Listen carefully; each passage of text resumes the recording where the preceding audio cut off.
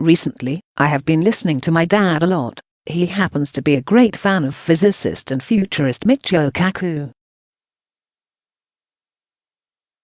After hours of discussion, I constantly get reminded of an essay that I studied while in school. The essay is titled Time and Machine and is written by Isaac Asimov. In the essay, Asimov predicts that in the future, humans will become slaves to machines. Another futurist, Alvin Toffler, also talked about the future along the same lines. Recent discoveries in science and technology also point to what may be a grim future for humankind. The recent development of sex robots is one example of robots mingling with the physical side of humans. In the days ahead, people might just buy sex robots instead of seeking pleasure from other humans. It is also very likely that in the future, humankind will only talk through virtual means. Look at children today, and one will notice that the best way to keep them quiet is to give them a mobile phone or some similar sort of electronic device.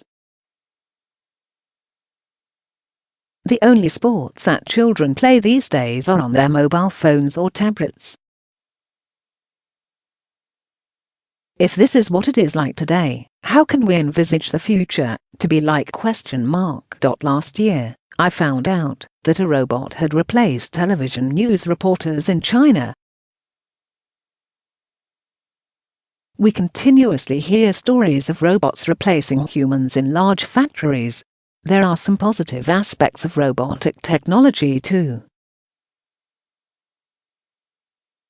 For example, NASA is planning to infest the red planet, Mars, with millions of nanorobots who can be used to make the planet habitable for us.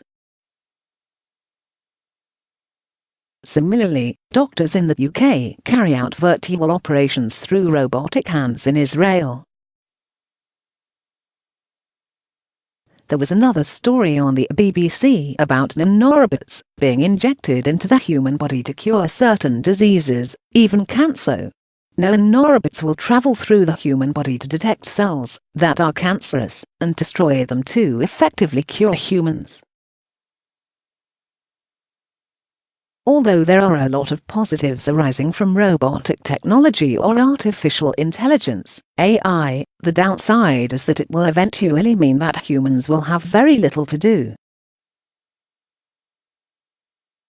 Moreover, if such a trend persists, what will humans actually do? There is no doubt that technology will be used massively in different sectors.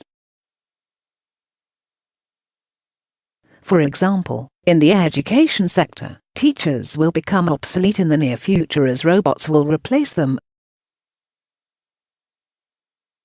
Robots will be far more efficient than humans because they do not require to take a rest and can deliver any lesson without prior preparation. Taking a step even further may actually enable humans to learn things simply by inserting a chip into their body that carries all the information about one particular subject. If so, what will happen to PhD scholars who will have spent countless years focusing on one research topic only to find out that they will be replaced by a robot who can instantly acquire as much, if not more knowledge than them? The hospitality industry is another place where robots could take over. Big hotel chains will use robots to cook with the skill and flair of a chef. The hotel owners will not even have to worry about paying wages to the robots, unlike human cooks. Where will trained chefs go? One of the possible uses of robots could be in space exploration projects or projects that humans cannot actively participate in due to physical restrictions. For example, robots could be sent into the outer cosmos, as in the Voyager and Voyager 2 missions, and they could be used to discover forms of extraterrestrial lives. This is very important, as the late Stephen Hawking has warned that in the next 100 years, humankind has to find an alternative to planet Earth for long-term survival. Robots could be our tool to enable us to find another suitable home, and possibly prevent our extinction.